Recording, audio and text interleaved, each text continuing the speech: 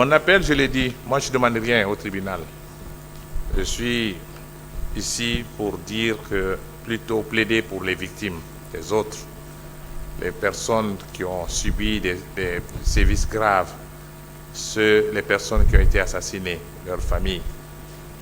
Je souhaite que le tribunal tienne compte de cela et qu'il y ait une juste compensation pour toutes ces personnes. C'est mon souhait. Moi, je ne demande rien. Je pense que nous devons nous unir pour aider ces personnes-là. Monsieur Ban Ki-moon, secrétaire général des Nations Unies d'alors, avait dépêché en Guinée une mission de vérification et à la suite de quoi les Nations Unies se sont intéressées à cette affaire. Vous confirmez donc, puisque la conséquence a été la mise en place d'une commission d'enquête internationale. Alors, vous confirmez donc que cette commission d'enquête internationale est née d'une décision des Nations Unies et non d'une quelconque volonté politique d'alors? Oui, si vous regardez dans vos dossiers, vous verrez la copie de la lettre du secrétaire général Ban Ki-moon adressée au Conseil de sécurité. C'est son mandat. Il attire l'attention du Conseil de sécurité chaque fois qu'il y a des violations graves et il a informé le Conseil qu'il se propose d'envoyer une mission d'établissement des faits en Guinée. Et donc c'est le secrétaire général qui l'a envoyé et le Conseil de sécurité a entériné et a saisi la CPI parce que le secrétaire général n'a pas capacité pour saisir la CPI, le droit de saisir ne lui appartient pas, mais le Conseil de sécurité peut le faire. Et donc c'est ce qui s'est passé. Mais je dirais en amont que déjà la CEDEAO avait déjà pris des décisions, des sanctions, l'Union africaine aussi avait pris des sanctions, et donc c'est remonté jusqu'au niveau des Nations Unies, c'est à ce moment-là que la mission est arrivée ici. Donc c'est une initiative des Nations Unies. Donc c'est parti, la création de la commission d'enquête internationale est partie de l'initiative des Nations Unies. Absolument. Très bien. Je voudrais continuer parce qu'il a été soutenu ici que les événements du 28 septembre 2009 résulteraient d'un complot entre M. Sekouba Konaté, Alpha Condé, Abouakar Diakité Ditumba. Et vous avez expliqué ici, vous comme M. Baouri, que c'était pour contester l'éventualité d'une candidature du président Dadis aux élections présidentielles. C'était à la suite d'un complot de ces trois, ou bien c'était pour faire barrage à l'éventualité d'une candidature qui était annoncée et dont déjà il y avait beaucoup d'actes préparatoires qui matérialisaient cette volonté? Je crois que j'ai longuement parlé de cette question et très clairement, c'était une décision unanime des leaders des forces vives. Nous avons tenu plusieurs réunions et toutes les réunions se faisaient au siège de mon parti à Taouia. Nous avons tenu plusieurs réunions et c'était une décision unanime. La thèse de complot, je crois que ceux qui l'ont avancée, c'est eux qui assument cette responsabilité.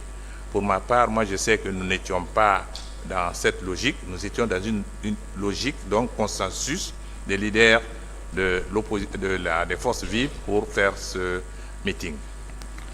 Et pour mettre en évidence, en exergue, cette thèse de complot, alors il a été soutenu que vous, autres leaders, vous aurez été manipulés et vous aurez été tournés dans la farine par M. Alpha Condé. Et une telle affirmation n'est-elle pas une insulte à votre intelligence? Bon, écoutez, nous sommes dans une situation où je crois que chacun peut dire ce qu'il pense. Mais pour notre part, nous savions que vous savez, les forces vives, avant même l'avènement du CNDD, les forces vives existaient. Les forces vives ont existé bien avant l'avènement du CNDD. Okay. C'était une coalition de partis politiques de la société civile et des syndicats qui s'est mise en place depuis les années 2006, comme ça, je crois bien. Et pendant de longues années, il luttait pour l'avènement de la démocratie en Guinée. Et donc, après la mort du général Lansana Conté, quand l'armée a pris le pouvoir, les forces vives ont continué. Et quand les forces vives ont eu l'engagement avec le CNDD et que les membres du CNDD ne seraient pas candidats, au début, les forces vives accompagnaient le CNDD. Nous tous. Et surtout que le CNDD avait pris des mesures très positives en luttant contre le narcotrafic et moraliser la vie politique et autres, la vie administrative et autres. Les forces vives l'ont accompagné. Jusqu'au moment où les forces vives se sont rendues compte que le CNDD voulait s'intéresser aux élections alors qu'ils avaient pris l'engagement devant la classe politique et devant la communauté internationale, devant le groupe de contact international, qu'aucun membre du CNDD ni du gouvernement ne pouvait être candidat aux prochaines élections.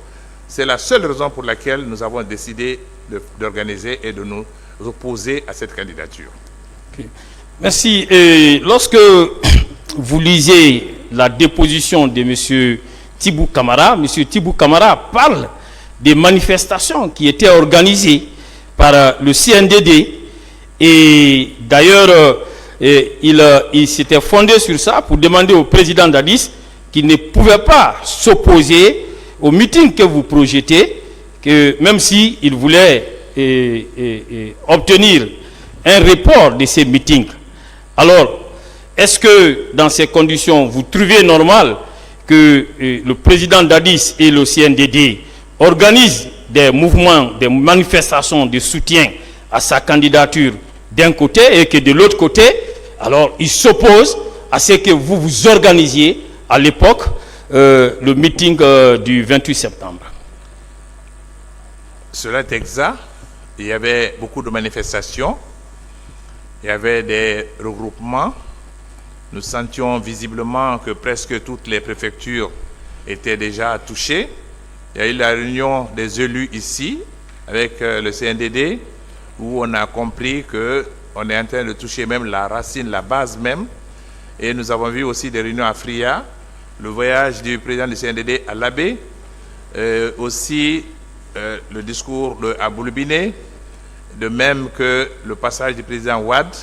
Moi-même, comme je vous l'ai dit, je revenais de Cancan. J'étais allé à Cancan pour quelques jours avant le 28 septembre.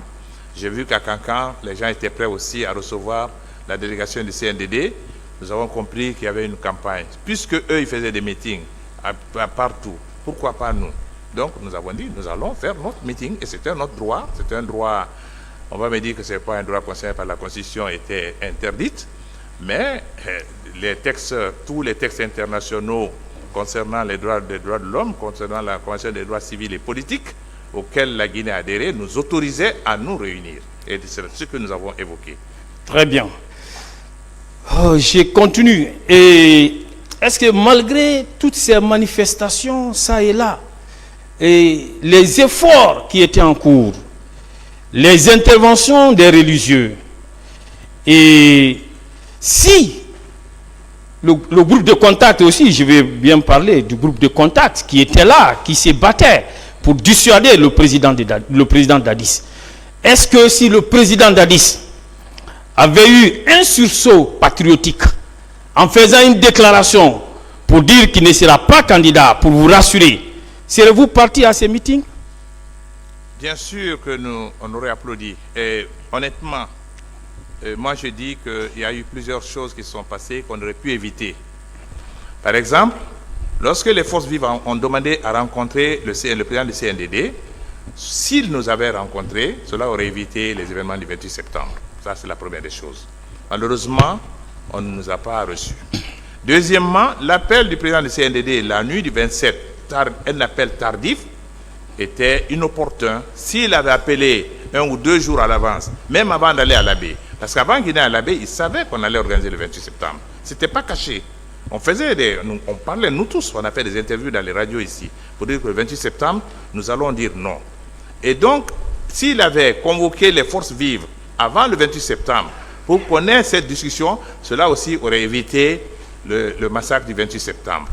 Et dans tous les cas, je pense que s'il avait fait cette déclaration, qu'il n'est pas candidat, je pense que les choses seraient très très bien. Mais le groupe de contact même était venu ici. et a eu des entretiens avec le CNDD. Eux, ils ont voulu justement qu'il y ait cette manifestation, qui réitère cette volonté qu'aucun membre ne serait candidat, et ils ne l'ont pas fait. Et le groupe de contact est reparti avec la certitude que le CNDD veut présenter une candidature. Et comme nous suivions ce que c'était Chambas à l'époque qui dirigeait le groupe international de contact, et puisque nous savions que c'était la décision cachée, ce n'était même pas caché, mais c'est la décision du CNDD, nous avons dit, si nous ne le levons pas, ce sera trop tard pour nous. Alors, c'est pour ça que nous avons voulu faire le meeting. Très bien. Vous avez eu à dire ici que vous avez été bloqué à un moment donné, intercepté par le colonel Kegoro avec ses éléments à la hauteur de la Fondis, et une longue discussion, une discussion surchauffée s'est engagée entre vous. À l'effet de reporter le meeting, vous le confirmez? Oui, tout à fait. Nous l'avons rencontré avec un groupe de gendarmes qui était avec lui au niveau de Fondis. Nous avons eu une longue discussion avec lui et lui voulait qu'on reporte et nous on insistait pour qu'on aille rencontrer nos militants qui étaient déjà rassemblés, des milliers de personnes, et donc on ne s'est pas entendu, et quand la foule est venue, donc on est passé. Cette demande de report, est-ce qu'elle était opportune? Est-ce que c'était le lieu, le moment? Est-ce que les circonstances s'y prêtaient? Je viens de dire tantôt que si le président du CNDD avait accepté de recevoir la délégation des forces vives, je crois que notre collègue Baouri l'a largement expliqué la dernière fois, puisque nous étions un groupe bien organisé. On avait désigné Jean-Marie Doré et Baouri et un autre pour aller rencontrer le CNDD, pour aller exprimer nos inquiétudes. Si le président du CNDD les avait reçus, ils auraient eu une discussion avec eux. Pourtant, on avait plusieurs réunions avec le président du CNDD. Les réunions se faisaient généralement dans les locaux de la RTG. Mais il n'a pas accepté qu'on le rencontre. Mais si on l'avait rencontré, cela aurait évité beaucoup de choses. Mais l'appel tardif ne pouvait pas marcher. D'abord, Sidia, à 2 h du matin, ne pouvait pas réveiller les autres. Et pour prendre une telle décision, il fallait une plénière. Et prendre une plénière, ça veut dire que nous aurions renoncé au meeting du dimanche, alors qu'on avait mobilisé déjà des milliers de personnes. Ça aurait été, je crois, très très mal interprété par nos propres militants. Donc il y avait une décision inopportune qui avait été prise. L'appel est venu trop tardivement. Je crois que le CNDD a eu la possibilité d'éviter ce qui est arrivé. Malheureusement, la décision n'a pas été prise. Et c'est ce qui nous a amené à cette catastrophe. Merci. Et maintenant, parlons des événements, des malheureux événements proprement dit. Alors, et lorsque les tirs ont retenti, et vous avez dit que vous avez aperçu M. Aboubakar Diakité Ditumba, il est venu vers vous et vous confirmez qu'il s'était bien adressé à vous et vous a demandé de le suivre. Oui, on l'a vu monter, nous étions à la tribune, il y avait les tirs sur le terrain, dans le stade, il y avait la panique générale, les gens fuyaient, les gens essayaient d'escalader, et on a vu Touba monter. Nous, de ma position d'ailleurs, on le voyait très bien, parce qu'il est monté de mon côté. Et donc, quand il est monté, il a demandé où sont les leaders. Nous étions déjà debout, tout le monde était debout, on était arrêtés. Quand il a dit où sont les leaders, venez, au moment où juste quand on a voulu prendre les escaliers, c'est en ce moment que les assaillants ont commencé à nous donner des coups. Voilà. Est-ce que, en ce moment précis, avez-vous vu M. Aboubakar Diakité Ditumba porter une arme sur vous? Était-il armé? Non, Toumba n'était pas armé. Il n'avait pas de fusil, il n'avait pas de matraque, il avait les mains nues. Il n'avait pas d'arme. Il n'a rien fait là-bas, il n'a touché personne. Alors, il a été même débordé parce qu'on a été assailli littéralement et les premiers coups sont arrivés. C'est là où on a été blessé d'ailleurs, la plupart. Tout le monde a eu, les gens ont eu la tête fêlée, Boubacar Silla, Bahouri lui-même, Sidia, Mokhtar, d'autres ont été battus, côte cassée et autres. Non, c'était ça. Donc c'est pendant ces temps, le groupe des Marcel, armé des Gourdins, était là en train de vous succéder des coups. Exactement. Ok, d'accord. Et vous aviez dit ici que M. Diakité Ditumba est parvenu difficilement à vous extirper des lieux et à vous conduire vers son véhicule. N'est-ce pas la preuve d'une bravoure qui vous a permis d'avoir la vie sauve ces jours-là? Non, moi je n'ai aucun doute là-dessus. Je crois que mes compagnons d'infortune aussi disent la même chose. Nous sommes tous d'accord que si Toumba ne nous avait pas extrait du stade, on aurait passé de très mauvais moments à l'intérieur du stade. Je ne sais pas comment ça se serait terminé. La violence de l'attaque était telle que nous aurions certainement subi des préjudices graves. Ce qui se passait, c'est que quand Toumba a commencé à dire il essayait de protéger d'un côté et les gens passaient de l'autre. C'était un peu comme quand le loup tourne autour d'une proie. C'est exactement comment nous étions. Donc si nous ne nous avions pas extirpés en ce moment et nous faire sortir, je suis certain qu'on aurait succombé certainement à l'intérieur du stade. Et c'est ce qui nous a sauvé la vie. Tout pouvait se faire à l'intérieur du stade là-bas. Merci infiniment pour ces témoignages palpitants. Vous aviez eu à parler d'autres leaders qui ont été sauvés avec vous, et par M. Aboubacar Diakité Ditumba. Il vous a tous conduits vers son véhicule dans lequel il vous a embarqué. Alors, pouvez-vous nous citer les noms des autres leaders qui étaient avec vous? Parce que il y a parmi ces leaders un dont le cas fait l'objet des débats. Vous pouvez nous les citer? Nous étions 3 à l'intérieur du stade que Toumba a extirpé. À l'intérieur du stade. Sidia, Touré, Mokhtar Diallo et moi. Quand nous sommes arrivés sur l'esplanade, c'est là où on a trouvé Jean-Marie blessé, battu, blessé. Et on est partis ensemble de l'esplanade du 28 septembre pour la clinique et de la clinique vers l'état-major de la gendarmerie. Moi je le dis, je crois que Sidi a dit la même chose, je crois que Jean-Marie aussi a dit la même chose. Et je ne sais pas, je ne crois pas si je me trompe, mais Jean-Marie était avec nous. La preuve est que nous sommes arrivés ensemble à l'état-major de la gendarmerie. Et personne d'autre avec nous, à part Jean-Marie, Sidia, Mokhtar et moi, nous avons été déposés à 4 à l'état-major de la gendarmerie. Donc, vous êtes formel que M. Jean-Marie Doré était avec vous. Oui, Jean-Marie. Et il y a M. Bahouri qui a dit la même chose. Voilà. J'ai écouté Bahouri. Bahouri était avec le colonel Tchegoro et c'est ce qu'il a dit. Moi, je n'ai pas vu Bahouri, sauf quelques jours après. Mais c'est où je l'ai vu. Mais Bahouri a affirmé qu'il est parti à la clinique après nous avec Selou. Il n'a dit à aucun moment qu'il était avec Jean-Marie. Merci. Moi, je dis que Jean-Marie était avec nous. Sidi a dit que Jean-Marie était avec nous. Et je crois que Bahouri dit la même chose. Jean-Marie dit au JMJ de la même chose. Jean-Marie Doré dit la même chose également. Merci d'avoir levé l'équivoque avec cette précision de taille.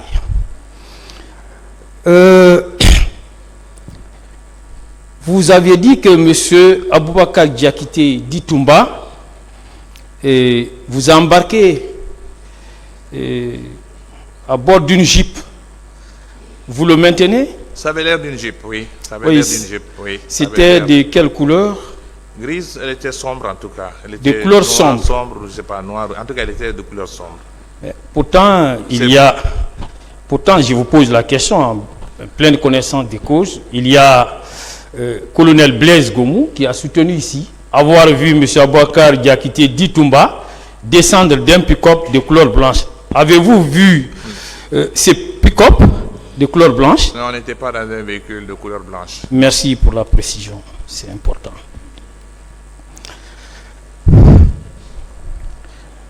Et M. Aboubacar Diakité, bien avant vous, a eu à déclarer ici que lorsqu'il a conduit les leaders à son véhicule, les leaders qu'il a eu à sauver, qu'après, il est retourné au stade. Vous venez de faire la même déclaration ici. Vous le maintenez? Oui, quand Toumba nous a embarqués dans son véhicule, de l'intérieur du stade, on a trouvé le véhicule garé là-bas, sur l'esplanade. Il nous a embarqués, il est reparti en courant vers l'intérieur du stade. C'est pendant ce temps que nos assaillants ont continué à nous agresser. Et quelque temps après, on l'a vu revenir toujours au pas de course de l'intérieur du stade. Il est revenu seul. Ça, c'est clair, c'est formel.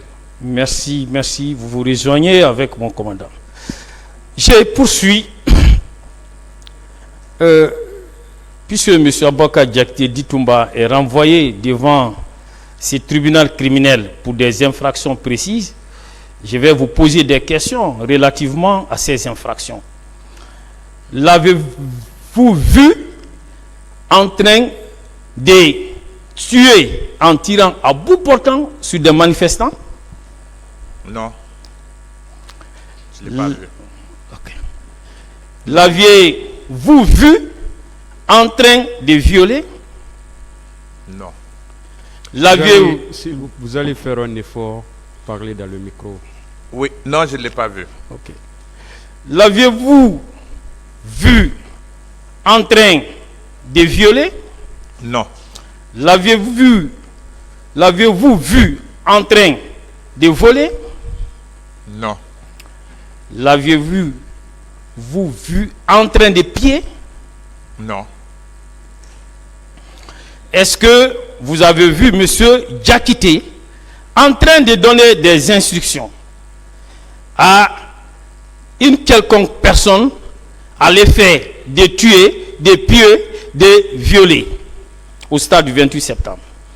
Non. La seule fois où je l'ai vu parler avec quelqu'un, c'est quand il parlait à Marcel, à la clinique, et qu'il fallait nous laisser rentrer à la clinique pour nous soigner. C'est la seule fois. Merci.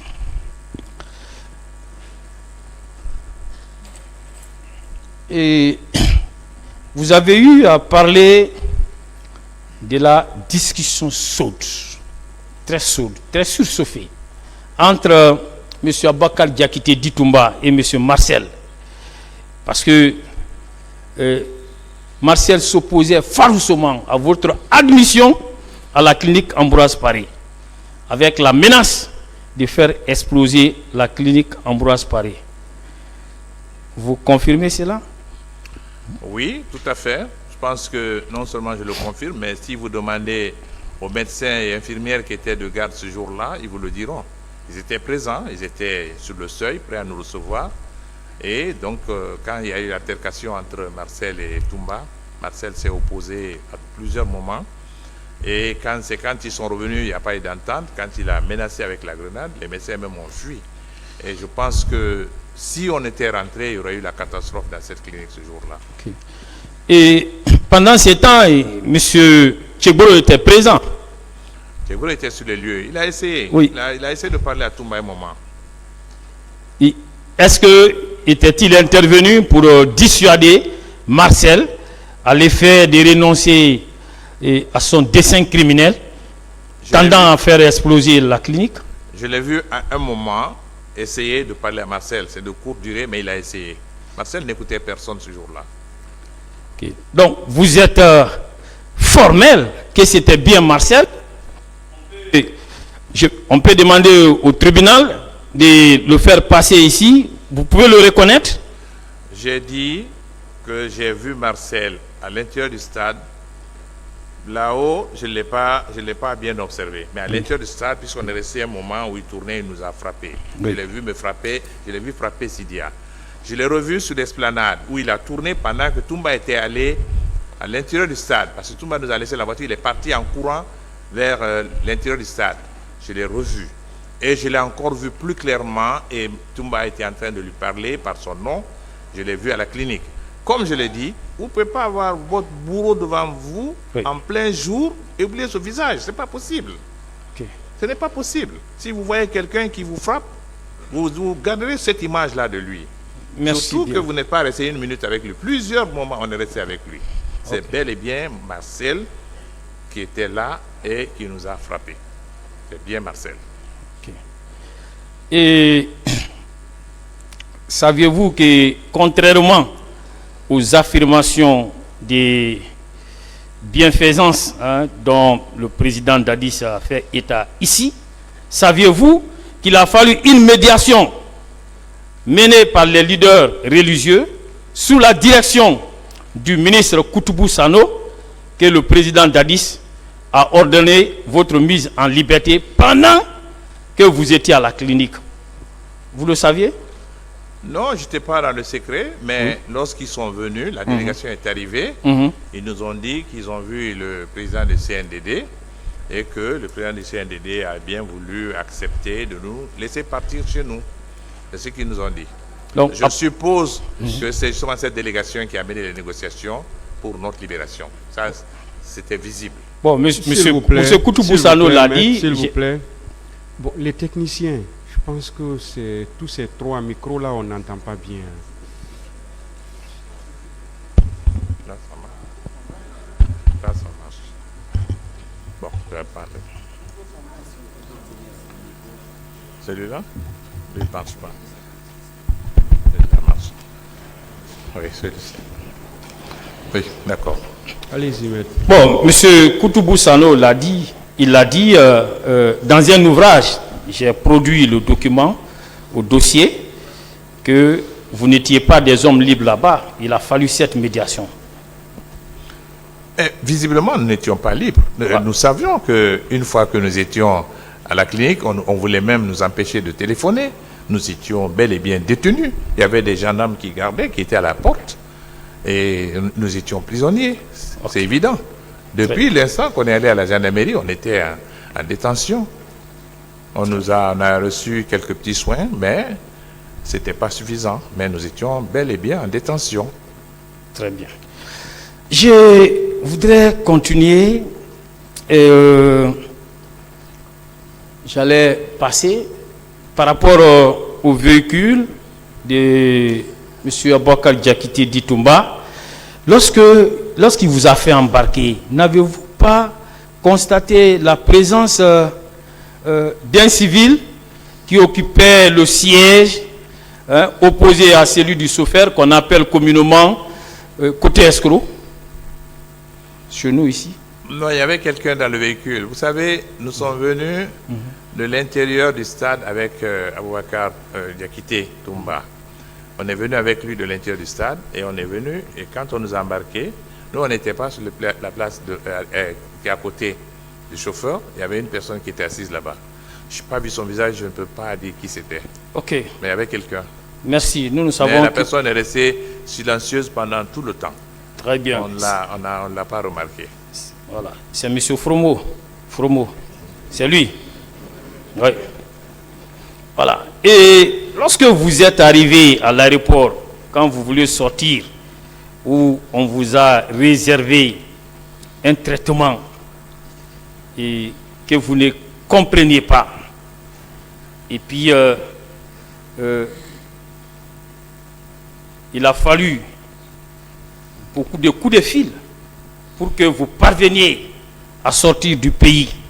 Est-ce que vous comprenez à présent que vous étiez devenus des personnes non grata dans votre pays suite à ces événements, en dépit de votre qualité de victime? Il est évident que lorsque nous sommes arrivés à l'aéroport, moi j'ai trouvé les collègues Sidia Touré et Jean-Marie Doré à l'aéroport. Quand je suis arrivé, j'ai donné mon passeport à mon chauffeur. D'ailleurs, avant que je donne mon passeport, j'ai vu Sidia et Jean-Marie. Sidia m'a dit, mon frère, on a bloqué notre passeport. Je lui ai dit, peut-être tu as un passeport diplomatique? Il a dit oui. J'ai dit, ah bon? J'ai dit, moi je vais avec le passeport ordinaire. Et donc, moi j'ai envoyé mon passeport ordinaire par mon chauffeur, qui est revenu après, tout calme. Il m'a dit, ah, le commissaire, ils ont retiré le passeport. Donc j'ai compris que les instructions avaient été données aux autorités aéroportuaires de ne pas nous laisser sortir. Alors, on a essayé de parler avec l'agence parce qu'on nous attendait à Abuja pour le sommet. L'agence a dit qu'ils ne peuvent rien, que ça c'est une affaire interne. Jean-Marie, qui avait ses entrées donc au CALFAEA, a appelé le président du CNDD. Il a pris le téléphone, il l'a appelé. Ils ont parlé, après il a passé Sidia. Nous étions 3, mais moi je n'ai pas parlé avec lui. Les 2 ont parlé avec lui. Il était plus familier avec Sidia et Jean-Marie que moi. Donc ils ont parlé avec lui. Et puis je les ai entendus dire oui, on va revenir, on fait le sommet et puis on revient. Donc c'est ainsi je crois qu'ils ont donné des instructions au commissaire de l'aéroport après. Et on nous a remis nos passeports. On est monté les derniers. L'avion était presque prêt. Et donc on est monté dans l'avion, ils sont partis à Abuja. C'est la raison pour laquelle je dis que nous n'avons pas fui Conakry en sortant par nos propres moyens. Non, nous sommes sortis de Conakry de cette manière. On a reçu les billets de la CEDEAO et on est allé pour le sommet qui discutait justement de la question guinéenne. Et c'est là où les sanctions sont tombées contre la Guinée. Donc quand nous sommes sortis, sachant comment on est sorti du pays, on n'était pas encouragé à revenir. On se disait, mais ces gens-là, certainement, ils ont quelque chose de mal contre nous. Et donc, on est resté. Et c'est ainsi qu'on est allé à Ouagadougou et puis tout le reste. Nous sommes revenus ici au mois de janvier 2010. Okay. Oui. Et pourquoi tous ces temps, en dehors du territoire national, pourquoi vous n'êtes pas revenu? Nous craignons pour notre sécurité. Nous sommes partis en octobre, on est resté en novembre et début décembre, quand il y a eu les événements du 3 décembre 2009, nous étions, chacun était de son côté, on avait quitté Ouagadougou. Et c'est après ça, quand il y a eu l'accord de Ouagadougou et que Jean-Marie est allé là-bas avec les autres, parce qu'il y a eu des discussions, et quand on a nommé le général Konaté comme président par intérim, il est venu à Conakry et avec la communauté internationale, ils ont demandé que les leaders reviennent. Nous n'étions pas les seuls maintenant, parce que d'autres aussi étaient partis, d'autres étaient sortis. Et nous craignons pour notre sécurité.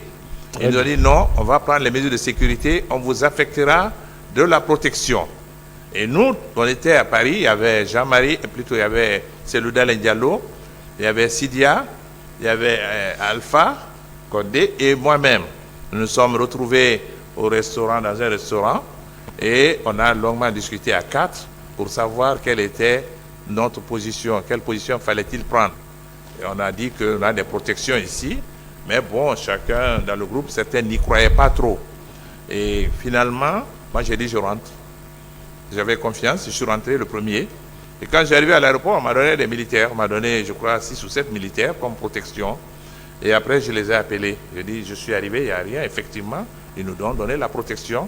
Et entre-temps, le général Sekouba était déjà le président parce qu'il fallait qu'on revienne pour choisir le Premier ministre de la transition.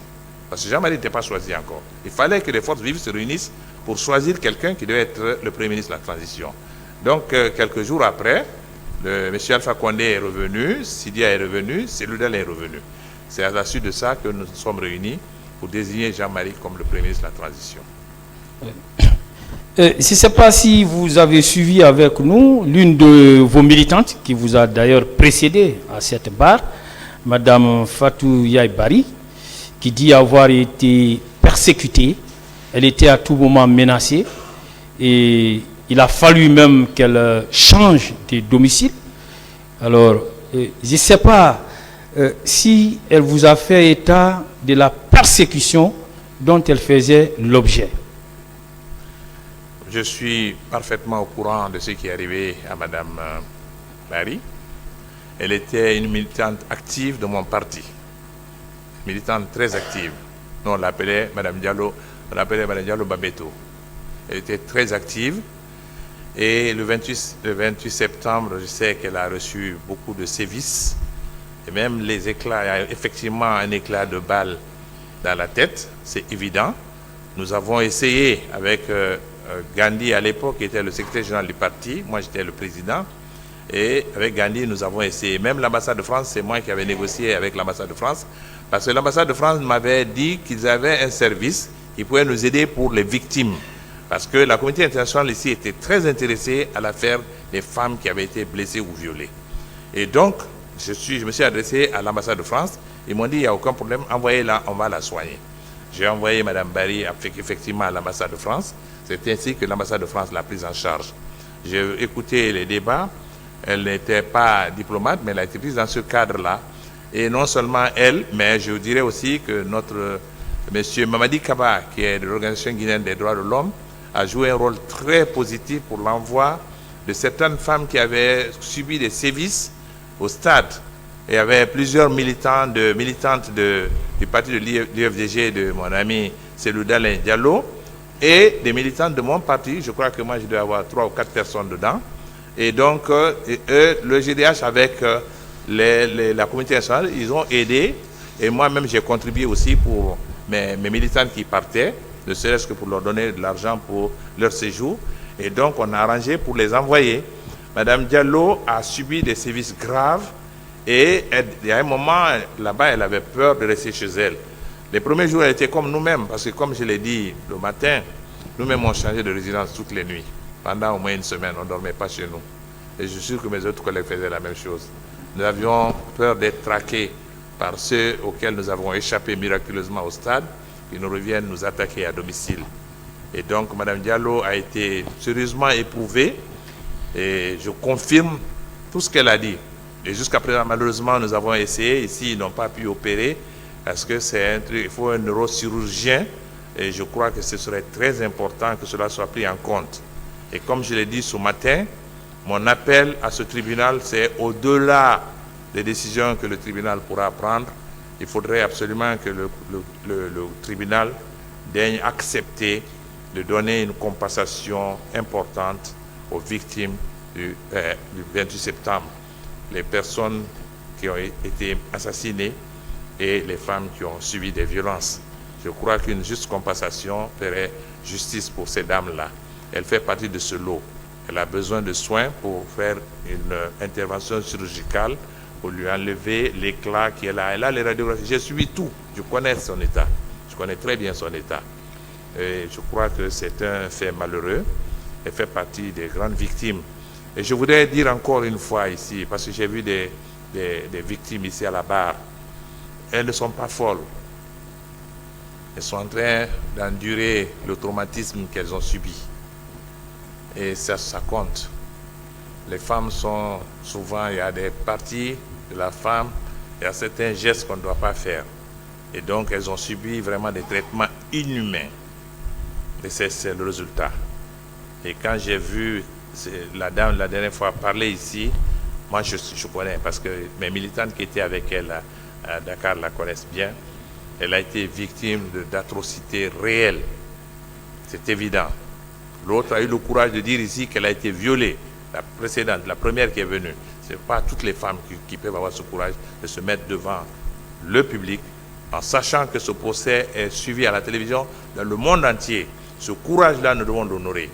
Nous devons honorer ce courage-là et faire en sorte que avoir plus de compassion pour ces victimes que de penser que ces dames-là sont des folles. Elles sont loin d'être folles. Elles sont la victime des gestes inhumains qu'elles ont subis. Je souhaite que votre appel tombe dans de bonnes oreilles au-delà de ces tribunaux, puisque tout le monde suit ce procès pour que madame soit prise en charge. Son cas est très préoccupant. Je poursuis. Il y a eu des leaders qui ont été indemnisés. Je ne sais pas si vous en faites partie. Non, moi je n'ai pas reçu d'indemnisation. On me l'avait proposé. Jean-Marie était Premier ministre à l'époque de la transition. Moi j'étais porte-parole des forces vives. Je me suis trouvé un jour dans le bureau de Jean-Marie. C'est lui qui m'a informé qu'il allait indemniser, il allait nous indemniser, moi, pour les montants que j'ai payés pour mon opération et le transport pour aller me faire soigner. Et je lui ai dit non. Mais je ne savais pas le montant qu'il avait donné aux autres, mais moi, je n'ai pas accepté. Je n'étais pas au courant de ce qu'il avait donné aux autres. Mais moi, j'étais dans ce bureau, il me l'a proposé, je n'ai pas accepté.